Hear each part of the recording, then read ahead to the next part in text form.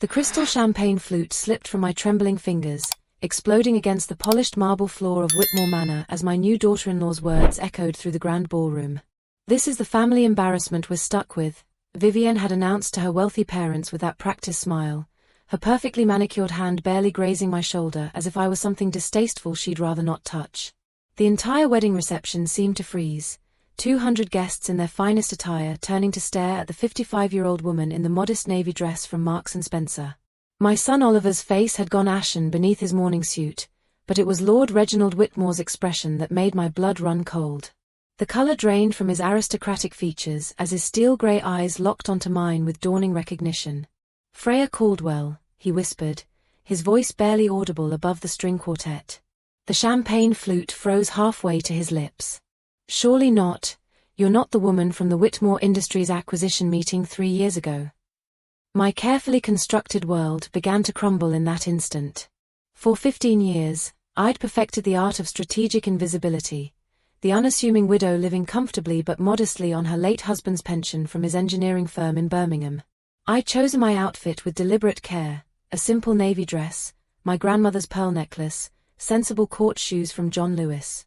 Nothing flashy, nothing that would draw attention or questions about how a supposedly ordinary widow could afford anything more extravagant. "I'm afraid you must have me confused with someone else," I replied quietly, though we both knew he hadn't. The wedding had been spectacular, I'll grant them that. Whitmore Manor sprawled across 200 acres of pristine Cotswolds countryside, complete with a medieval chapel that could seat 400 gardens that must have cost more than most people's houses. Vivienne had glided down the aisle in a gown that probably cost more than a luxury car, and Oliver had looked happier than I'd seen him since his father died 7 years ago. I'd met Vivienne exactly 3 times before today. Brief dinners where she'd made pointed observations about my charming little flat in Bath and whether I might need assistance managing finances as you get older. Her tone had always carried that particular blend of condescension and false concern that the wealthy often used when addressing those they perceived as beneath them. Vivienne's mother, Lady Charlotte Whitmore, had been sizing me up all evening with the calculating gaze of someone determining whether I belonged at their exclusive gathering. Her diamond tiara caught the candlelight as she whispered something to her husband, no doubt wondering how their daughter had ended up connected to such ordinary people. The reception had been a masterpiece of British upper-class excess, ice sculptures depicting swans, a 20-piece orchestra, and enough flowers to stock Covent Garden Market. I'd found a corner table near the French doors leading to the Rose Garden, content to watch my 32-year-old son dance with his new wife when Vivienne approached with her parents in tow. "Mummy, Daddy," she'd said with that sugar-sweet tone that made my teeth ache, "I want you to meet Oliver's mother." Then came those devastating words that would change everything. But Lord Reginald's recognition had turned the entire evening on its head. As understanding dawned in his eyes, I realized my decades of careful discretion were about to become very complicated indeed. The truth was, most people had no idea what real wealth looked like. They expected Hermes handbags and Bentleys, obvious displays of affluence and status. What they didn't expect was a woman in a sensible dress who shopped at Waitrose and drove a reliable Honda Civic. I'd been counting on exactly that assumption for 15 years. It had started with my late husband Thomas's invention, a revolutionary piece of technology that transformed how electric vehicle batteries managed power efficiency.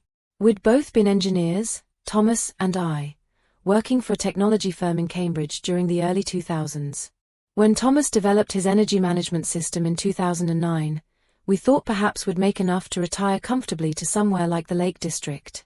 We had no idea we were sitting on a fortune that would reshape our entire existence. The patent sold for £18 million in 2011. 18 million. Oliver was 24 then, fresh from his business degree at Warwick and full of ambition about building his career in marketing. Thomas and I made a decision that would define the next 14 years. We told Oliver we'd received a substantial settlement, enough to be comfortable, but nothing extraordinary. He never questioned it, probably assumed it was a few million at most. What Oliver didn't know was that 18 million had been merely the beginning. Thomas and I took that money and began investing with the methodical precision that had made us successful engineers. Conservative investments in FTSE companies initially, then growth opportunities as we learned the markets, property in emerging London boroughs, technology startups with solid fundamentals. Thomas had an extraordinary talent for identifying undervalued opportunities before the market recognized their potential. By the time he died of a sudden heart attack 5 years ago, our portfolio was worth over £600 million. 600 million, the same amount I'd later used to acquire Whitmore Industries 18 months after Thomas's death. The delicious irony wasn't lost on me. While Vivienne had been giving me concerned looks and suggesting I might need help managing my pension properly, I'd been the anonymous investor who'd rescued her father's failing company. The same company he'd nearly destroyed through reckless expansion and catastrophic debt management, forcing him to accept a buyout from what he believed was a corporate investment consortium. That consortium was a carefully structured shell company controlled entirely by me. I'd purchased Whitmore Industries not from malice, but because it was fundamentally sound beneath Reginald's mismanagement. The company had excellent bones, loyal customers, innovative products, talented employees who deserved better leadership. Under proper financial oversight, it had flourished again. The man who just heard his daughter call me a family embarrassment had been living comfortably off my business decisions for the past 3 years, completely unaware that his financial stability depended entirely on my continued goodwill. As the recognition fully dawned in Lord Reginald's eyes, I watched Vivienne's confident expression begin to shift toward confusion and alarm. She looked between her father and me, clearly sensing undercurrents she didn't understand but instinctively recognizing as threatening to whatever plan she'd had for this conversation. "Daddy," she said uncertainly, "what's wrong? You look like you've seen a ghost." In many ways, he had. The ghost of assumptions, of social hierarchies he thought he understood, of financial security he'd taken for granted. As I stood in that opulent ballroom, surrounded by the cream of British society, I realized my carefully maintained anonymity was about to become the most dangerous weapon I'd never intended to wield. The string quartet continued playing Pachelbel's canon, the guests resumed their conversations, and the wedding reception carried on around us. But in that small circle near the marble columns, everything had changed irrevocably. I woke the next morning in my Georgian flat overlooking the Royal Crescent in Bath, the events of the previous evening feeling almost surreal in the gentle morning light. My mobile was buzzing incessantly, 17 missed calls from Oliver, 4 from Vivienne, and 1 very interesting voicemail from Lord Reginald himself. The coffee tasted bitter as I sat in my favourite armchair, still wearing my dressing gown, listening to Oliver's increasingly frantic messages. The final one, left at 6:30 in the morning, simply said, "Mum, please. I need to understand what happened last night. Reginald Whitmore has been asking questions about Dad's patents and your investment activities. This is completely mad." Before I could finish my first cup of Earl Grey, Oliver was hammering on my front door. I opened it to find my son looking as though he hadn't slept a wink, his usually immaculate hair disheveled, still wearing yesterday's wedding shirt though he'd lost the tie and waistcoat somewhere along the way. "Mum," he said, pushing past me into the sitting room, "we need to talk. Right now." He began pacing across my Persian rug like a caged animal, running his hands through his dark hair in the same gesture he'd made as a frustrated child. "Lord Reginald cornered me after you left last night. He kept asking these bizarre questions about Dad's technology patents, about whether you'd been involved in major business transactions, about our family's actual financial situation." I settled back into my chair, cradling my coffee cup. "What sort of questions specifically?" "He wanted to know about Dad's inventions, about whether you'd maintained any business interests after he died. He seemed to think you might be some sort of major investor or something. It was completely balmy. I mean, you live in a nice flat and drive a Honda, for heaven's sake." The irony of his assumption wasn't lost on me. Oliver had built his successful career as a senior marketing director through genuine talent and determination. He'd earned his position at a prestigious London firm, purchased his townhouse in Clapham through careful saving, and lived within his means because he believed those were the values Thomas and I had instilled in him. How could I explain that while he'd been working 60-hour weeks to earn his promotions, I could have purchased his entire company without straining my quarterly investment income?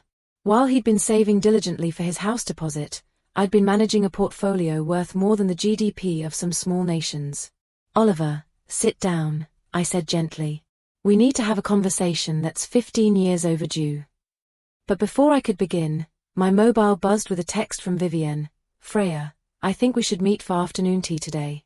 There are some family matters Oliver and I need to discuss with you. The pump room at 3 o'clock would be lovely. X." I showed Oliver the message, watching his expression shift from confusion to concern. "What do you think she wants to discuss?" I had a fairly good idea.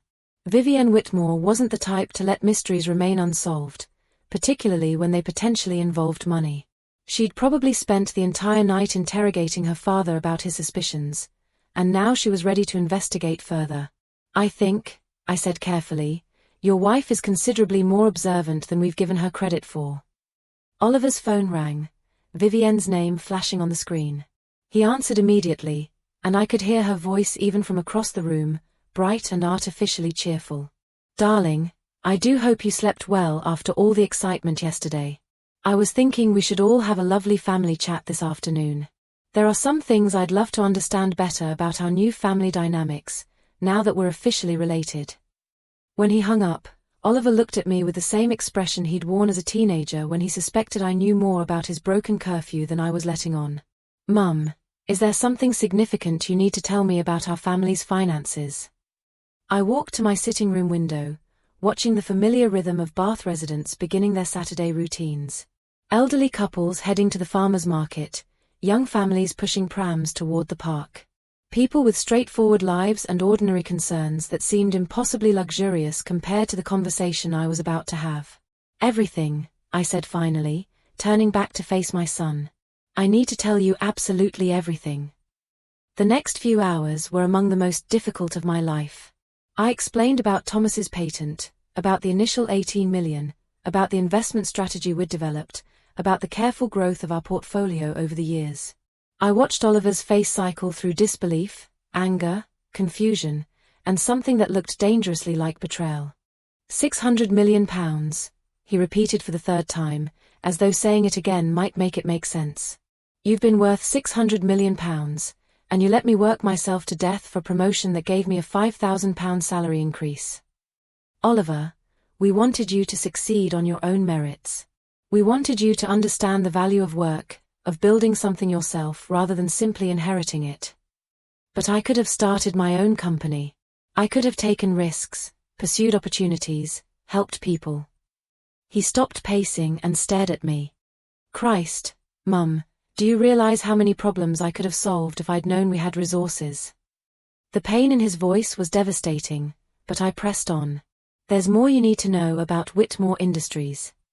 I explained about the acquisition, about the shell companies, about how Lord Reginald's comfortable retirement was actually dependent on my continued ownership of his former company. Oliver listened in stunned silence as the full scope of the situation became clear. "So when Vivienne called you a family embarrassment," he said slowly, "her father realized she was insulting the person who'd saved his business and his family's financial future." "Precisely." Oliver was quiet for a long moment, processing everything. Finally, he looked up at me with something that might have been the beginning of understanding. "What happens now? Vivienne's not going to let this go, is she?" I thought about the text message, about the calculated sweetness in her voice when she'd spoken to Oliver, about the way she'd positioned herself throughout their courtship. "No, darling. I don't think she is." My phone buzzed again. Another message from Vivienne. "Actually, I've taken the liberty of booking us a private dining room at the Royal Crescent Hotel. I thought we might need some privacy for our family discussion. Looking forward to it. XX." Oliver read the message over my shoulder. "She's already planning something, isn't she?" I smiled, though there was no warmth in it. "Your wife is about to get an education in exactly who she decided to underestimate." Because Freya Caldwell, the discreet widow, was about to become Freya Caldwell, the strategic opponent. And I'd had 15 years of practice in winning games that other people didn't even realize they were playing. The Royal Crescent Hotel's private dining room was a study in understated Georgian elegance, with its pale blue silk wallpaper and Regency furniture positioned to overlook the famous crescent of honey-colored Bath stone. Vivienne had arrived early, I noticed as Oliver and I approached the entrance, and had positioned herself at the head of the mahogany table like a general preparing for battle. She'd changed from her casual Saturday attire into a sharp Chanel suit that probably cost more than most people's monthly salary, her blonde hair swept into an immaculate chignon. The afternoon tea service was already arranged, bone china from Wedgwood, silver tiers laden with delicate sandwiches and French pastries, and what appeared to be a bottle of Bollinger champagne chilling in a crystal bucket. "Freya," Oliver, how wonderful that we can finally have a proper family discussion, she said, rising to embrace us both. Her smile was radiant, but I caught the calculating gleam in her green eyes as she assessed my simple weekend attire, a cashmere jumper from John Lewis and wool trousers that I'd owned for several years. This is rather extravagant for afternoon tea, isn't it, darling? Oliver said, eyeing the champagne with suspicion. Oh, I don't think anything about our family is ordinary anymore, she replied, settling back into her chair with feline grace. I spent rather a lot of time last night talking with Daddy about corporate acquisitions and anonymous investors. He shared some absolutely fascinating insights about the business world. I poured myself tea from the Darjeeling pot, adding a splash of milk with deliberate calm. How interesting. What sort of insights? Vivienne leaned forward slightly, her voice taking on the tone of someone sharing delicious gossip. Well, he mentioned that when Whitmore Industries was acquired 3 years ago, the buyer was remarkably discreet. Quite unusual in corporate circles, apparently. Most investors want recognition, want their success to be visible. That does sound unusual, I agreed mildly. The fascinating thing, she continued, her eyes never leaving my face, is that Daddy remembered thinking the investor's representative seemed rather familiar. A woman of about your age, elegant but understated, who let her legal team handle most of the negotiations. Oliver shifted uncomfortably in his chair. Vivienne, what exactly are you suggesting? She ignored him, focused entirely on me. I took the liberty of doing some research this morning. It's amazing what one can discover with the right connections and a few phone calls to the right people. From her Hermes handbag, she withdrew what appeared to be a manila folder. These are publicly available records about shell companies and investment structures. Quite dry reading, really, but illuminating for someone with a business background. She spread several documents across the table between the cucumber sandwiches and scones with clotted cream. The interesting pattern that emerges is of someone who's been very strategic about maintaining privacy while building substantial wealth. I sipped my tea and waited. Let her play her hand first. What I found particularly intriguing, Vivienne continued, clearly enjoying herself, is the timing of various investments and acquisitions. They seem to coincide with certain family events and circumstances. Oliver was staring at the documents, recognition dawning in his expression.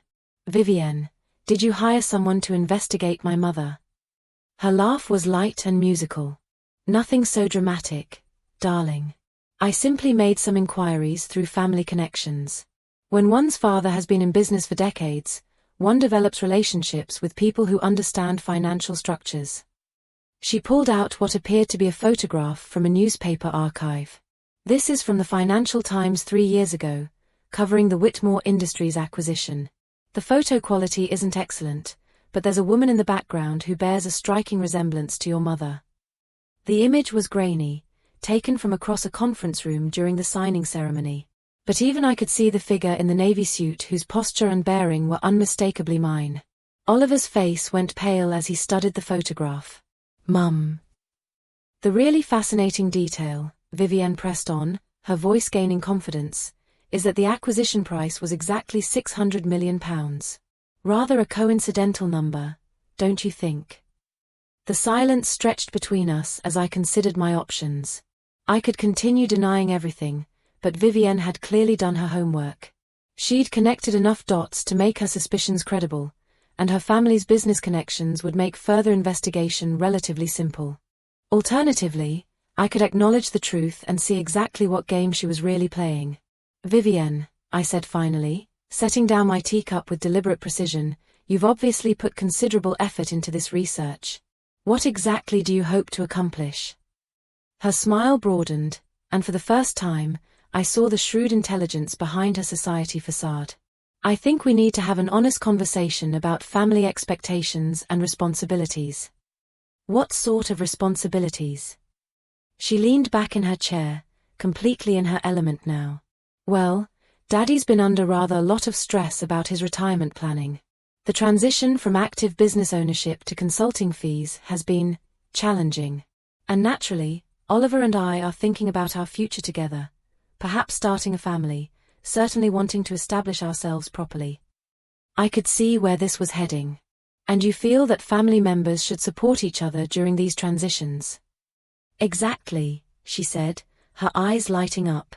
I've been thinking about how we might structure things to benefit everyone involved.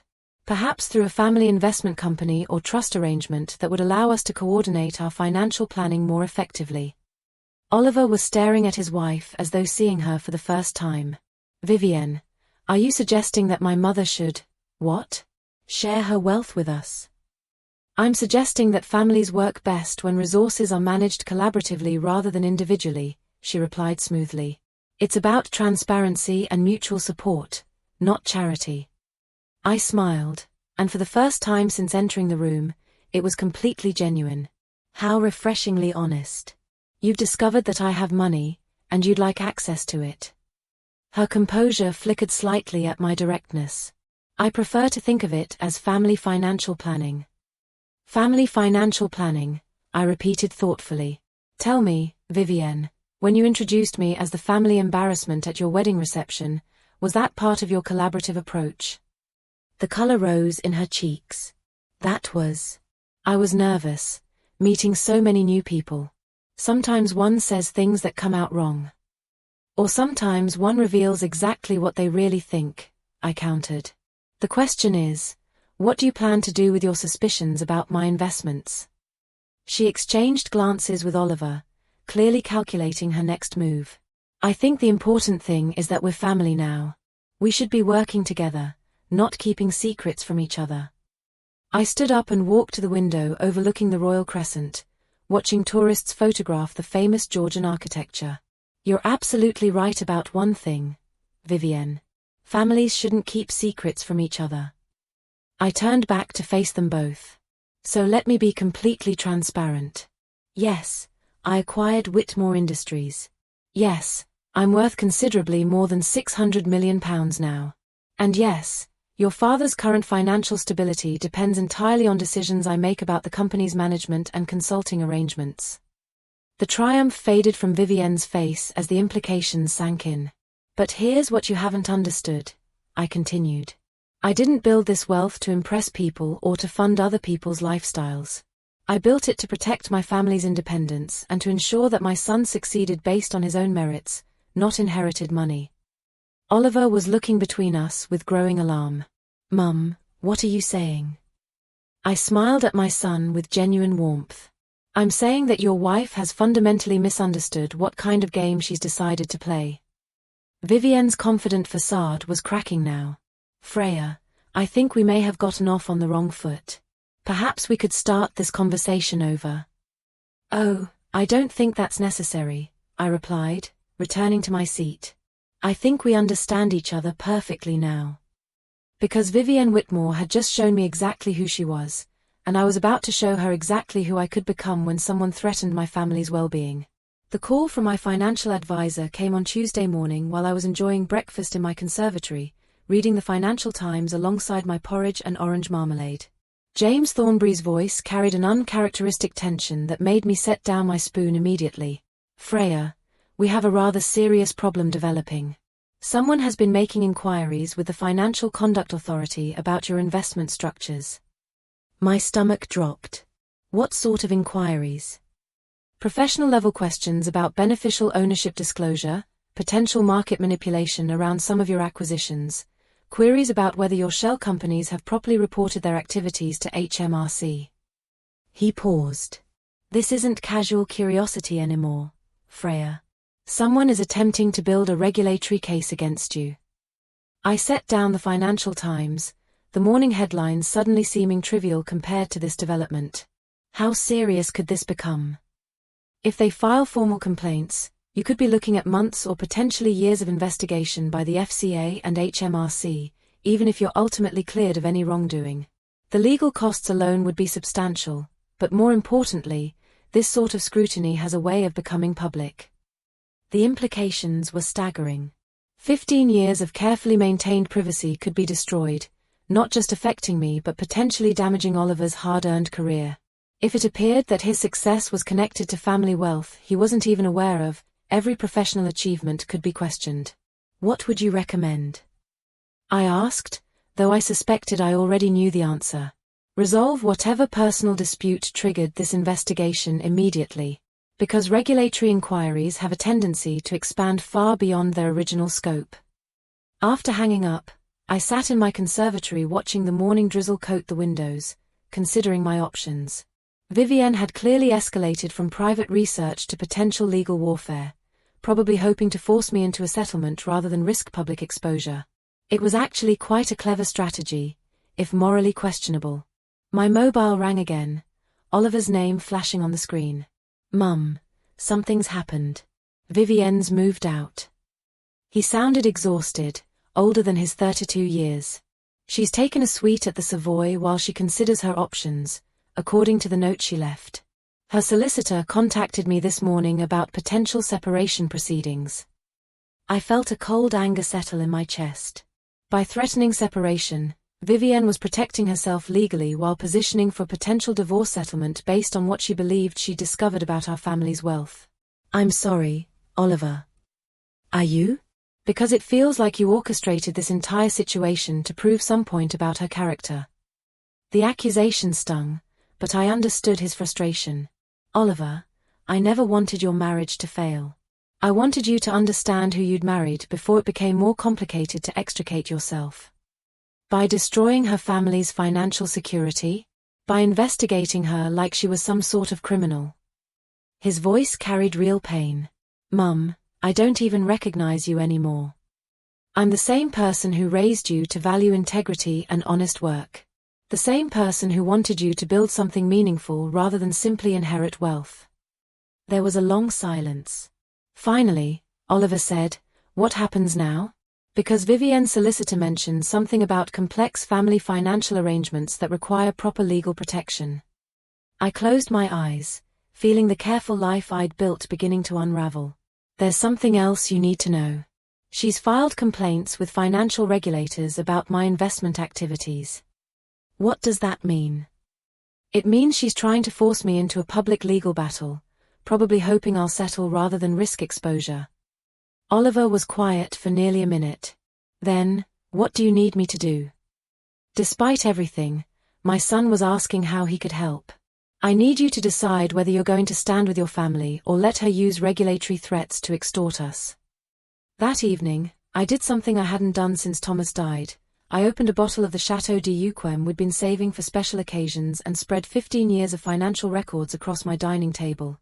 If Vivienne wanted to play investigator, she was about to discover that I'd been building something far more complex and substantial than she imagined.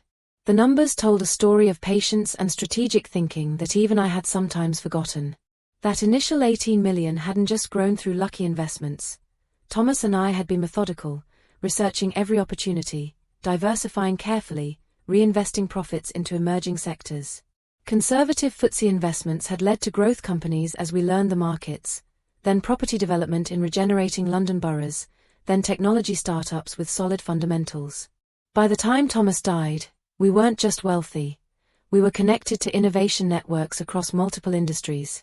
I owned significant stakes in renewable energy companies, held licensing agreements on biotechnology patents, and had investments in everything from artificial intelligence to sustainable agriculture. More importantly, I'd been quietly building relationships with other discreet investors, creating an informal network of people who preferred influence to publicity. When I'd acquired Whitmore Industries, it hadn't been an isolated transaction but part of a larger strategy of identifying underperforming companies with good fundamentals. I pulled up the legal documents James had prepared about the Whitmore family's current financial situation. Their circumstances were more precarious than I'd initially realized. The family estate in the Cotswolds was mortgaged at nearly 70% of its current value. Their investment accounts had been steadily depleted to maintain their lifestyle since Reginald had sold the company. Most tellingly, their current income depended heavily on consulting fees and board positions that I'd arranged through Whitmore Industries' new management structure. But that was just the surface. I opened my laptop and began researching Vivienne's recent activities with the thoroughness she'd applied to investigating me. If she'd hired solicitors and was building regulatory complaints, there would be financial traces, communication patterns, changes in her behavior that might reveal her actual strategy. What I discovered was both fascinating and concerning. Vivienne had indeed retained Harrison, Shaw and Associates, a London firm specializing in high-net-worth family disputes and regulatory compliance issues. She'd also been in contact with several private investigation services, probably to support whatever case she was building. Most troubling, she'd opened multiple new credit facilities in the past fortnight, probably financing her legal strategy with the expectation that it would result in a substantial settlement. But the most revealing discovery was a voicemail she'd left with her university friend Charlotte Pemberton Wells, who worked in financial journalism. In it, she'd mentioned that she was working on an absolutely fascinating story about hidden wealth and family deception that might be rather newsworthy. Vivienne hadn't just escalated to regulatory complaints. She was positioning to make our family's private affairs public, probably through strategic media leaks that would force me to settle her demands to avoid scandal. I poured another glass of the Chateau de Yquem and considered my options. I could continue playing defense, hoping to contain the situation through legal channels. Or I could take control of the narrative before she had the opportunity to weaponize it. My phone buzzed with a text from Vivienne herself. "Freya, I do hope you're considering our family's future thoughtfully. Some decisions can't be undone once they're made. Perhaps we should meet tomorrow to discuss a more collaborative path forward? XX." The polite threat was clear. Settle her demands, or face the consequences of public exposure and regulatory investigation. I smiled as I typed my response. "Of course, darling. The Langham Hotel, tomorrow at 3 o'clock. I think it's time we had a completely honest conversation about exactly what each of us has to lose." Because Vivienne Whitmore was about to learn that threatening someone with nothing left to hide was a very different proposition than intimidating someone desperate to maintain their secrets. The Langham Hotel's artesian bar was nearly empty at 3 o'clock on a Wednesday afternoon, its opulent Art Deco interior providing the perfect backdrop for what I anticipated would be a career-defining conversation. I'd chosen a corner table with clear sight lines to all entrances, ordered a pot of Darjeeling tea, and settled in to wait. Vivienne arrived precisely on time, accompanied by a sharply dressed man I didn't recognize. She'd chosen her outfit carefully, a conservative Armani suit in charcoal gray that suggested serious business rather than social pleasantries. The man beside her carried a leather briefcase and had the confident bearing of someone accustomed to high-stakes negotiations. "Freya," she said, leaning down to air-kiss my cheeks, "thank you so much for meeting us. This is Jeffrey Harrison from Harrison, Shaw & Associates. I thought it might be helpful to have legal representation for our family discussion." I stood to shake his hand. Jeffrey Harrison was perhaps 50, with a sort of expensive grooming and tailored suit that suggested he specialized in very wealthy clients. "Mr. Harrison, how lovely to meet you." "Mrs. Caldwell," he replied, his voice carrying the measured tones of someone who'd spent years in courtrooms. "I understand we have some family financial matters to discuss." They settled into their chairs, Harrison immediately removing documents from his briefcase while Vivienne poured herself tea with the gracious movements of someone entirely in her element. "Before we begin," I said pleasantly, "I should mention that I've brought some reading material as well." From my own handbag, I withdrew a slim folder and placed it on the table between us. Vivienne's eyes flickered toward it with barely concealed curiosity. "Jeffrey has been helping me understand the legal framework around family financial obligations," she began, her voice carrying the practiced confidence of someone who'd rehearsed this conversation, "particularly in situations where there might be undisclosed assets affecting family planning." Harrison leaned forward slightly. "Mrs. Caldwell, my client has discovered some concerning patterns in her family's financial arrangements. We're hoping to address these through discussion rather than formal proceedings." "How thoughtful," I replied. "What sort of concerns?" Vivienne exchanged glances with her solicitor before pulling out her own documents. "Well, there's the matter of transparency regarding substantial assets that could affect inheritance planning, family support obligations, and proper financial disclosure within marriage." She spread several papers across the table, what appeared to be preliminary research about trust structures, asset protection strategies, and family wealth management frameworks. "Jeffrey has helped me understand that significant undisclosed wealth can create legal complications for all family members." Harrison nodded gravely.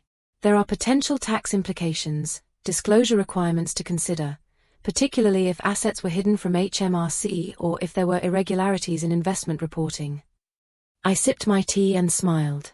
"Those do sound like serious concerns. Tell me, How do you plan to address them? Vivienne leaned forward, her green eyes bright with what she clearly believed was impending victory. We'd like to propose a family financial accord, something that establishes clear expectations and responsibilities for everyone involved. What sort of responsibilities? Harrison pulled out what appeared to be a draft legal agreement. We're suggesting a family trust structure that would provide oversight and governance for significant assets while ensuring appropriate provision for all family members. I opened the document, scanning its contents with interest. They'd been thorough. The proposed trust would essentially require me to place substantial portions of my wealth under the management of a family board, with equal voting rights distributed among myself, Vivienne, Oliver, and any future children. This is quite comprehensive, I observed. What sort of initial funding were you envisioning? Vivienne's eyes lit up. We thought perhaps £50 million would establish appropriate credibility for the trust's activities, with additional contributions as circumstances warranted. £50 million from a woman she'd called a family embarrassment less than a week ago. The audacity was almost admirable. And if I were to decline this generous offer? Harrison's expression grew serious. Mrs. Caldwell, I should inform you that we've identified several regulatory concerns that might require formal investigation. Questions about beneficial ownership disclosure, potential market manipulation, proper reporting of complex investment structures. We're hoping to resolve these matters within the family, Vivienne added quickly, rather than involving regulatory authorities unnecessarily. I reached for my folder and extracted a single document, placing it on the table between us. It was a comprehensive financial profile of Vivienne's family, prepared by my own legal team. This makes fascinating reading, I said, watching their faces as they recognized the Whitmore family crest at the top of the document. Your family's financial situation is rather more precarious than you've been letting on, isn't it? Harrison leaned forward to examine the document, his expression shifting from confidence to concern as he scanned its contents. Vivienne's face had gone pale beneath her carefully applied makeup. Your parents' estate is mortgaged at 78% of its current market value, I continued conversationally. Their investment portfolios have been systematically depleted over the past 3 years to maintain their lifestyle. Most concerning, their current income stream depends almost entirely on consulting arrangements that I maintain through Whitmore Industries' management structure. The silence that followed was absolute. I could practically hear Harrison's legal mind recalculating his client's negotiating position. But that's just the surface level, I continued, extracting another document. This details your own financial activities over the past fortnight. The credit facilities you've opened, the legal fees you've committed to, the private investigation services you've retained. Vivienne found her voice, though it was shakier than before. Freya, I don't understand what you're suggesting. I'm suggesting that you've been financing your investigation and legal strategy with borrowed money, probably expecting this meeting to result in a substantial settlement. I smiled. Rather a risky investment strategy, wouldn't you say? Harrison was studying the documents with growing alarm. As a solicitor specializing in high net worth disputes, he would recognize the implications immediately. If his client's financial position was as compromised as these records suggested, her ability to sustain a prolonged legal battle was questionable at best. There's one more thing you should both understand, I said, reaching for my final document.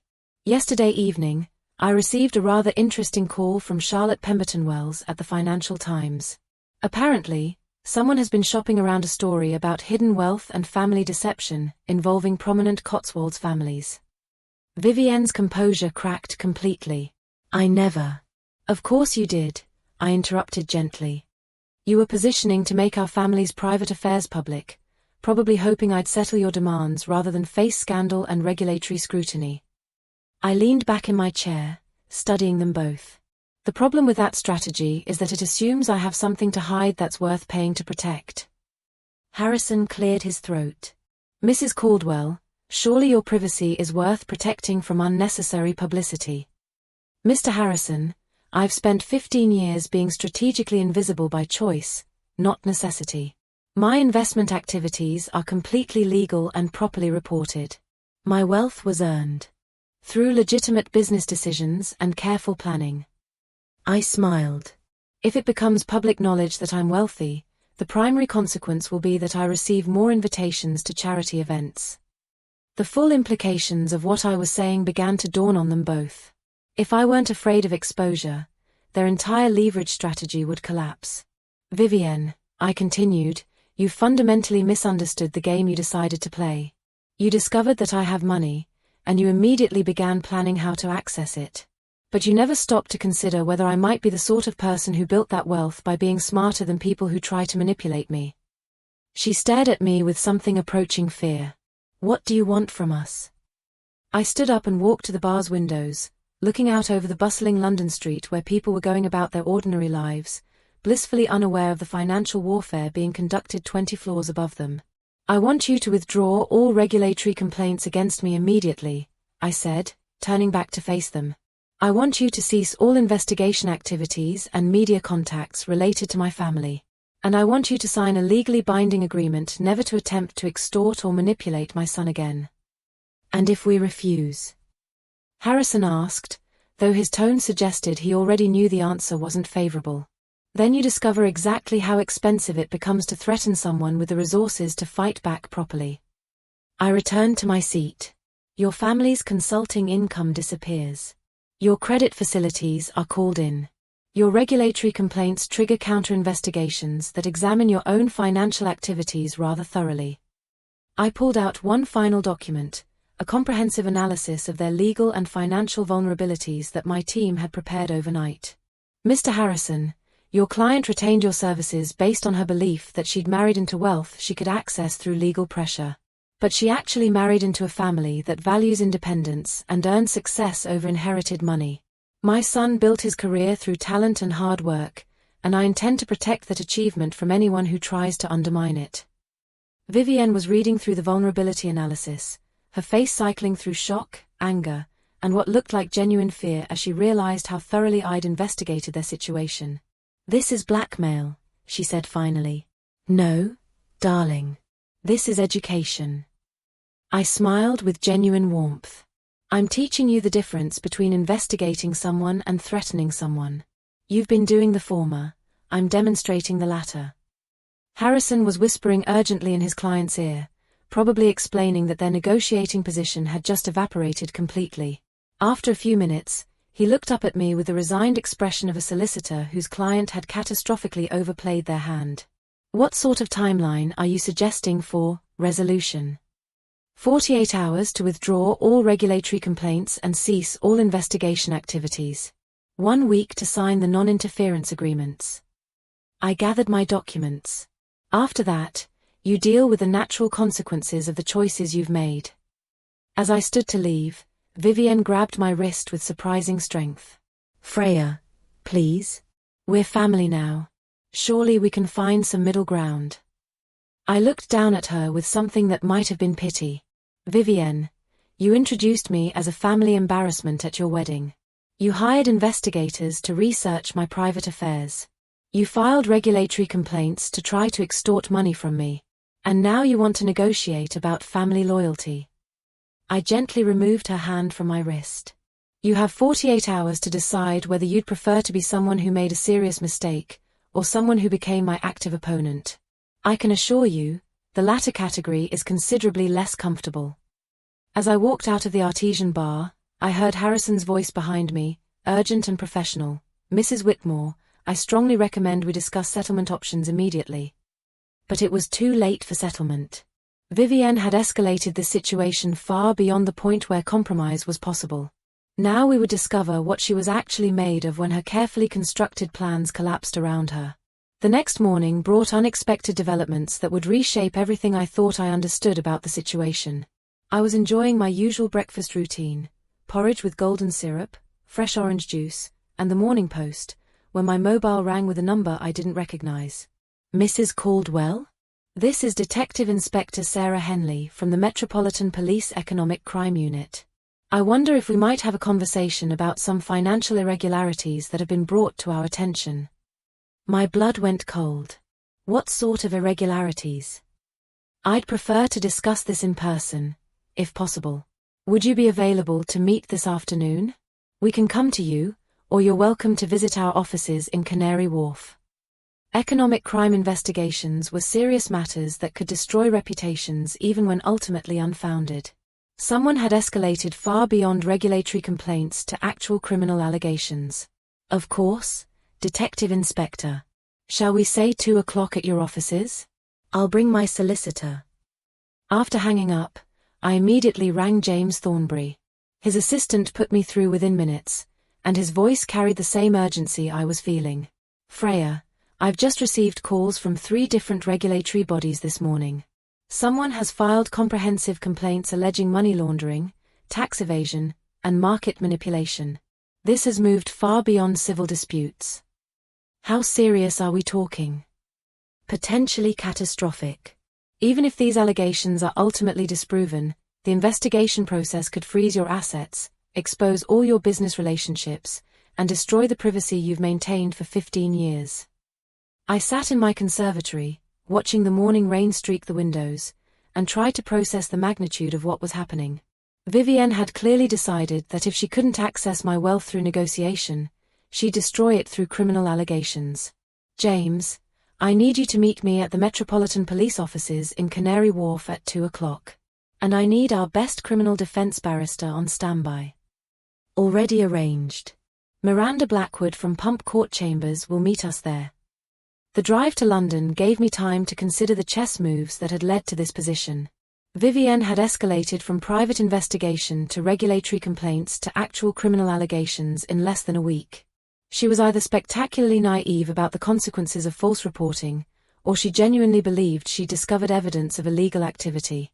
The Metropolitan Police Economic Crime Unit occupied several floors of a gleaming tower in Canary Wharf, all glass and steel efficiency designed to intimidate financial criminals. Detective Inspector Henley proved to be a sharp-eyed woman in her 40s, with a sort of methodical approach that suggested years of experience unraveling complex fraud cases. Mrs. Caldwell, thank you for coming in voluntarily. This is Detective Sergeant Phillips, and I believe you know your legal representatives. Miranda Blackwood was legendary in criminal defense circles, a formidable woman in her 50s who'd successfully defended some of the most high-profile financial cases of the past decade. Her presence alone suggested James was taking this situation very seriously indeed. Detective Inspector, Miranda said smoothly, my client is naturally concerned about the nature of these allegations. Could you provide some specificity about what's being investigated? D.I. Henley opened a thick file on the conference table between us. We've received detailed complaints alleging that Mrs. Caldwell has been using complex shell company structures to evade tax obligations, manipulate market prices, and potentially launder money through international investments. She spread several documents across the table, what appeared to be financial records, transaction histories, and corporate structure diagrams that looked disturbingly comprehensive. The complaints suggest a pattern of deliberately obscured ownership, undisclosed beneficial interests, and transactions designed to avoid regulatory oversight. I studied the documents with growing amazement.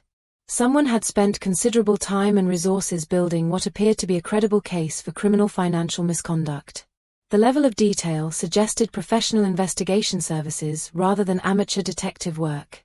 Detective Inspector, I said carefully, these documents appear to misrepresent legitimate business activities as criminal behavior. My investment structures are complex but entirely legal. That may well be the case, Mrs. Caldwell. But we're required to investigate when credible allegations are presented. She pulled out another document. What's particularly concerning is that the complainant has provided what appears to be inside information about your activities, details that suggest someone with intimate knowledge of your business operations. My stomach dropped. The level of detail in these allegations went far beyond anything Vivienne could have discovered through private investigation. Someone with actual access to my financial records had provided information to support criminal complaints. Miranda leaned forward. Detective Inspector, without seeing the source materials, it's impossible for my client to respond appropriately to these allegations. I understand. However, we need to examine Mrs. Caldwell's records to verify or disprove these claims. D.I. Henley looked directly at me. We can do this through voluntary cooperation or through formal warrants. Your choice. The implications were staggering. A formal investigation would freeze my assets, expose all my business relationships, and create exactly the sort of public scrutiny that would destroy everything I'd built. "I'm prepared to cooperate fully," I said, "but I'd like to understand who's making these allegations." D.I. Henley exchanged glances with her sergeant. "The complainant is someone claiming to represent family members who were allegedly deceived about hidden assets. Mrs. Vivienne Whitmore and her legal representative." Miranda's eyes flashed with anger. "Detective Inspector, this appears to be a family dispute being weaponized through false criminal allegations. That's a serious abuse of process." "If that's the case, Ms. Blackwood, our investigation will establish that fact. But we're required to examine credible complaints regardless of their motivation." As we left the police offices 2 hours later, after agreeing to provide comprehensive financial records within 48 hours, Miranda's expression was grim. "Freya, whoever provided information for those complaints had access to details that weren't publicly available. Someone close to your financial operations has betrayed your trust." I thought about the implications. My wealth management team was small and carefully vetted. James had been my advisor for over a decade. The legal professionals who structured my investments were bound by client confidentiality. Then it hit me. "Miranda, what if the source wasn't someone who had access to my records, but someone who had access to records from the other side of my transactions?" She raised an eyebrow. "Meaning?" "The Whitmore Industries acquisition involved extensive due diligence from their side as well as mine. If someone retained copies of those records, they'd have detailed information about your corporate structures, transaction methods, and investment patterns," she finished. "That's actually quite clever." My mobile buzzed with a text from Oliver. "Mum, we need to talk immediately. Something's happened that changes everything." I showed Miranda the message. She glanced at her watch. "Let's go see your son." "But Freya, you need to understand. If this investigation proceeds, it will destroy your privacy regardless of the outcome. Even being cleared of criminal charges leaves permanent reputational damage." As our taxi wound through London traffic toward Oliver's Clapham townhouse, I realized that Vivienne had found the one strategy that could actually damage me. Not by accessing my wealth, but by destroying the discretion that had made it possible to build and maintain it. She'd escalated this conflict to a level where there could be no winners, only degrees of mutual destruction. The question now was whether she understood the magnitude of what she'd unleashed, or whether she still believed she was playing a game where compromise was possible. Oliver's townhouse in Clapham was in chaos when Miranda and I arrived. Legal documents covered every surface of his normally immaculate sitting room, empty takeaway containers suggested he'd been living on Chinese food, and my usually composed son looked as though he hadn't slept in days. "Mum, thank God you're here," he said, embracing me with desperate relief. "Everything's falling apart, and I think I know why." He gestured toward his laptop, which was open to what appeared to be email exchanges. "I've been going through Vivienne's things. She left her personal laptop when she moved out, probably in her hurry to get to the Savoy." Miranda and I exchanged glances. "Oliver, accessing someone else's private communications could create legal complications." "Mum, she's destroyed our family. I think we're past worrying about invasion of privacy." His voice carried a bitterness I'd never heard before. "Besides, what I found isn't just about her investigating you. It's about why she targeted our family in the first place." He turned the laptop toward us, revealing an email exchange between Vivienne and someone named Penelope Ashworth-Kent. The timestamp showed it was from 6 months before Oliver had even met Vivienne. "Read this," Oliver said, his voice tight with anger. The email chain was devastating in its calculated coldness. From vashworth-whitmore@gmail.com to pennyak@hotmail.co.uk. Subject: Career Strategy Update. Darling Penny, the networking events in London have been perfectly ghastly. Nothing but investment bankers and tech entrepreneurs, all terribly nouveau riche and obvious about it. Daddy's been asking about my romantic prospects again, probably worried I'll end up with someone unsuitable. I've been thinking about your advice regarding strategic relationship building. You're absolutely right that the most secure wealth tends to be the least visible. Those dreadful people with their Ferraris and obvious designer everything are usually leveraged to the hilt. I've identified a rather promising possibility: a marketing director named Oliver Caldwell who works for that prestigious firm in Bloomsbury. Impeccable education, stable career progression, and most importantly, his background suggests established family wealth without the vulgar display one sees so often these days. Initial research indicates his father was some sort of engineer who died several years ago, leaving what appears to be substantial life insurance and patent income. The family maintains a very discreet profile, excellent schools, good addresses, but nothing flashy. Exactly the sort of understated prosperity that suggests real substance. Meeting him at the Hampton Morrison Charity Gala next week. Wish me luck. XO, V. I felt sick reading it. Miranda was taking notes on her phone, probably recognizing the legal implications immediately. There's more, Oliver said grimly, scrolling down to another email dated 2 months later. Penny. Oliver is absolutely perfect, intelligent, hardworking, completely unaware of how attractive his family background makes him. He actually tried to pay for dinner last night. How refreshingly different from the usual suspects who expect women to be impressed by their ostentation. The only slight concern is that his mother seems rather ordinary. Lives in a nice flat in Bath, drives a sensible car, dresses well but not expensively. But that could just be generational discretion. Old money families often maintain modest public profiles. I'm being very careful not to appear interested in financial matters. Oliver clearly values independence and earned success. The approach will need to be subtle and patient. Oliver, I said quietly, I'm so sorry. He laughed bitterly. It gets worse, Mum. Much worse. He scrolled forward to emails dated after their engagement. Penny. The most extraordinary thing has happened. Remember how I mentioned Oliver's mother seemed surprisingly modest for someone from what we assumed was a wealthy family? Well, it turns out she might be considerably wealthier than anyone realizes. Oliver's been rather cagey about family finances, but some details he's mentioned don't quite add up. His father held multiple patents, there were substantial insurance settlements, and the family made some very shrewd investments during the financial crisis. More intriguingly, I've been researching corporate acquisitions in sectors related to his father's engineering work. There are some fascinating patterns involving anonymous investors and shell companies that might connect to his family's background. Daddy's been in quite a state about the Whitmore Industries sale.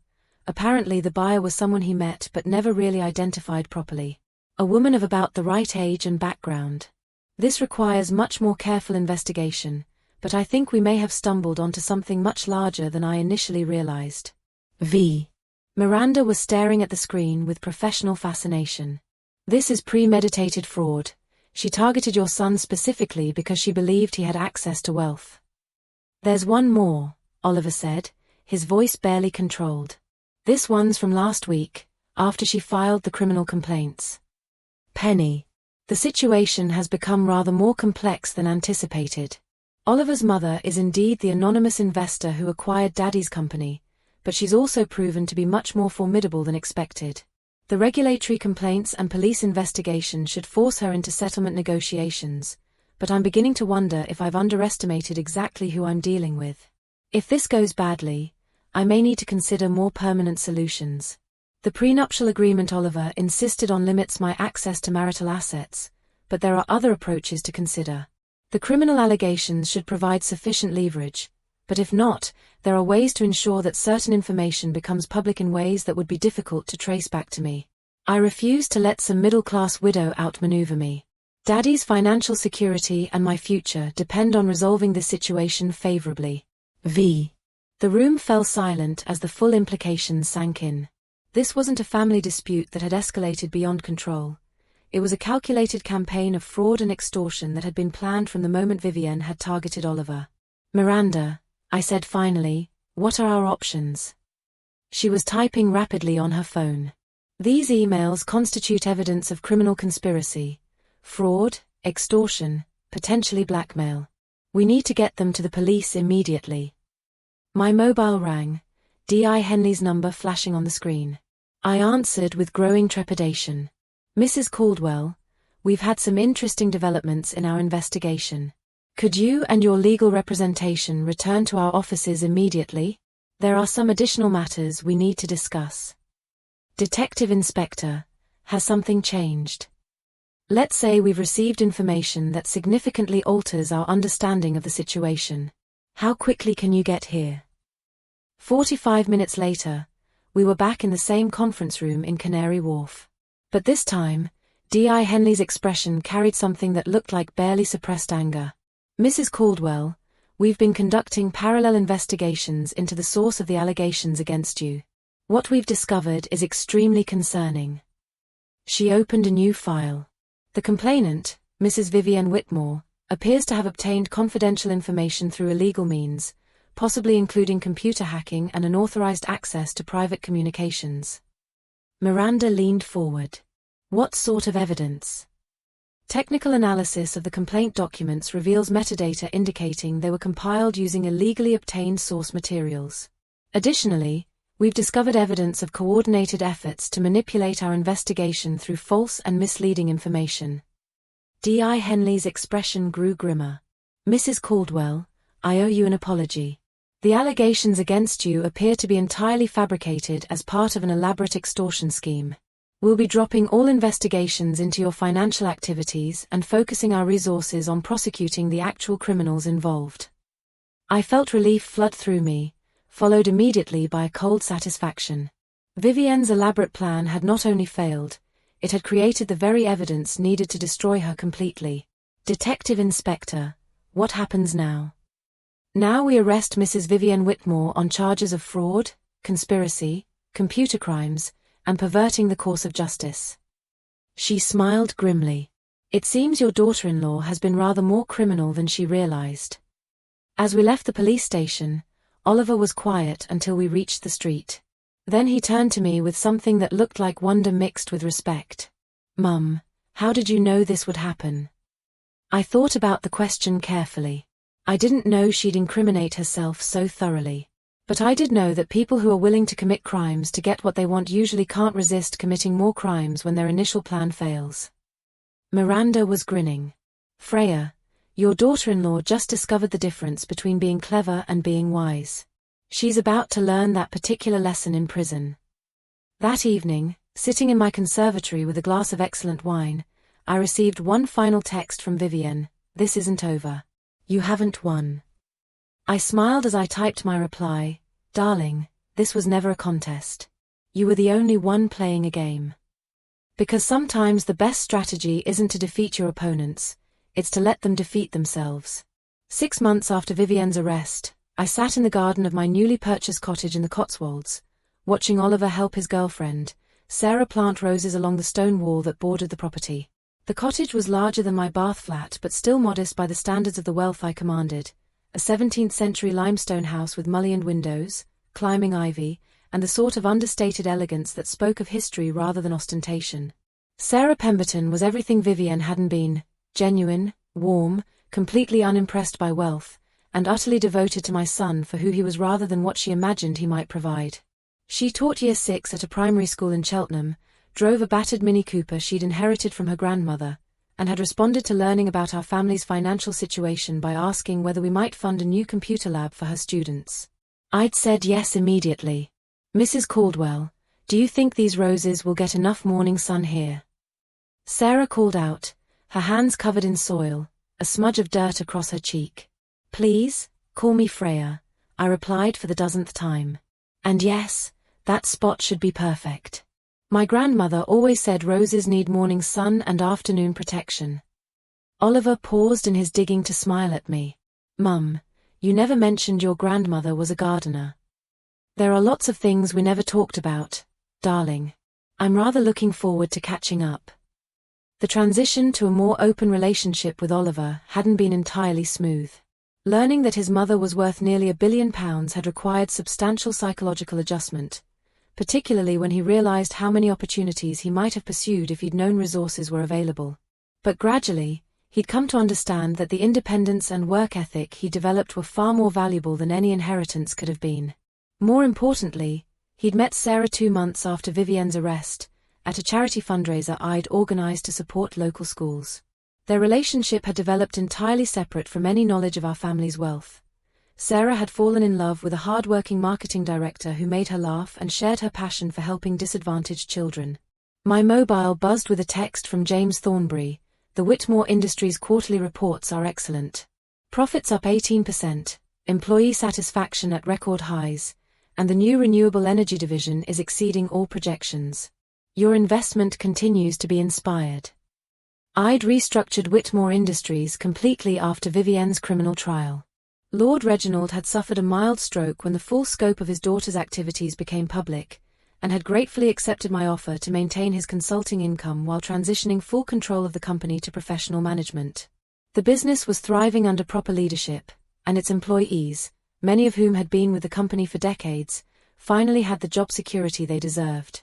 Vivienne herself had been sentenced to 4 years in prison for fraud, conspiracy, and computer crimes. The trial had been a sensation in the tabloids. Socialite's marriage scam exposed and gold digger's billion-pound con had dominated headlines for weeks. Her detailed planning, the calculated targeting of Oliver, and the elaborate criminal conspiracy to extort money from our family had made for compelling courtroom drama. I'd attended every day of the trial, sitting in the public gallery where she could see me, wearing the same modest clothes she'd once looked down upon. The irony wasn't lost on anyone in that courtroom. The family embarrassment she'd tried to manipulate was revealed as one of Britain's most successful investors, while the aristocratic socialite was exposed as a calculating criminal. The trial had also revealed the full scope of her deception. The private investigators she'd hired, the regulatory complaints she'd filed, the media contacts she'd cultivated, everything had been part of an elaborate plan to extort money from what she'd believed was a vulnerable widow. Instead, she discovered she was attempting to manipulate someone with resources she couldn't begin to comprehend. Freya, Sarah's voice interrupted my reminiscing. Oliver tells me you've been thinking about establishing a foundation for educational initiatives. I looked up from my book to find both young people watching me expectantly. I have been considering it. Yes. Why do you ask? Well, Sarah said, exchanging glances with Oliver, we've been talking, and we wondered if you might be interested in a more collaborative approach. Oliver grinned. Sarah has some ideas about how to support schools in disadvantaged areas. Not just funding, but comprehensive programs that address systemic issues.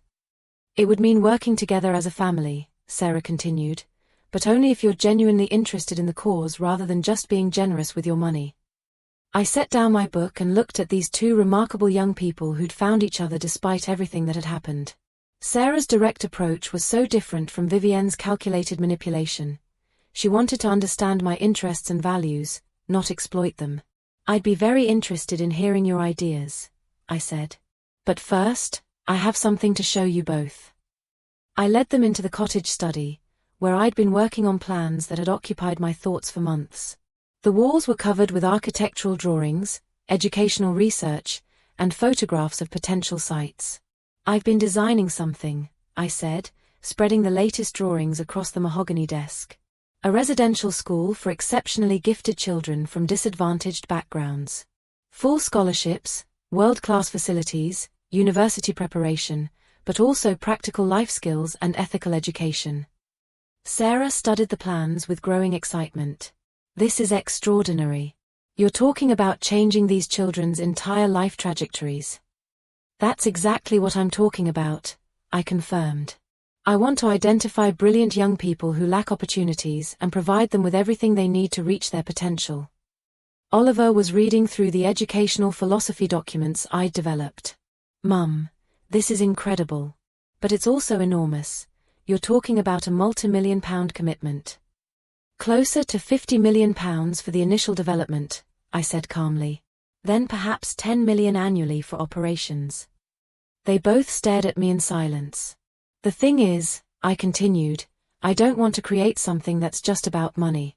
I want it to be about values, about giving exceptional young people the same opportunities for independence and achievement that I tried to give you, Oliver. Sarah's eyes were bright with enthusiasm.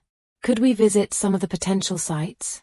I'd love to understand how this might work practically. Of course. But Sarah, you should know that if we do this together, you'll need to be prepared for public attention. Major philanthropic initiatives don't remain private. She laughed. Freya, after everything that happened with Vivienne, I think our family is past worrying about privacy, aren't we? Our family. The phrase warmed my heart in ways I hadn't expected. My mobile rang, an unknown number with a London area code. I answered cautiously. Mrs. Caldwell? This is Rebecca Morrison from the Sunday Times. I'm preparing an article about successful female investors and entrepreneurs. I wondered if you might be interested in discussing your remarkable career. I looked at Oliver and Sarah, both watching my face with interest and support rather than concern. Ms. Morrison, I think I might be ready for that conversation after all. As I arranged the interview for the following week, I realized that the strategic invisibility that had protected and enabled me for 15 years was no longer necessary. Vivienne's attacks had already exposed my existence as a major investor. The criminal trial had made my wealth a matter of public record. But instead of the scandal and scrutiny I'd feared, what had emerged was respect for someone who'd built something substantial through intelligence and patience rather than inheritance or luck. That evening, as we sat around the kitchen table planning the educational foundation, Sarah raised her wine glass in a toast. To family, she said simply. To new beginnings, Oliver added. I thought about the journey that had brought us to this moment, from that devastating wedding reception where I'd been dismissed as an embarrassment, through Vivienne's elaborate criminal conspiracy, to this cottage where 3 generations were planning to change young people's lives for the better. To understanding the difference between having money and being wealthy, I said, raising my own glass. Because wealth is what you do with resources, not what you accumulate. As we clinked glasses in the lamplight of my cozy kitchen, surrounded by architectural plans and educational research, I realized that Vivienne's greatest failure hadn't been underestimating my financial resources. She'd failed to understand that the most dangerous opponent isn't someone with something to hide, but someone with something meaningful to protect. And now, instead of hiding my capabilities, I was finally ready to use them for something that mattered more than privacy or security. Creating opportunities for brilliant young people who deserved the same chance to build something extraordinary with their lives. The family embarrassment had become the family foundation, quite literally. And it felt absolutely perfect. Thanks for reading my story. I'd love to hear your thoughts in the comments below, and please don't forget to subscribe if you enjoyed this tale of justice served cold. Have you ever encountered someone who underestimated you completely? Share your story. Your voice matters.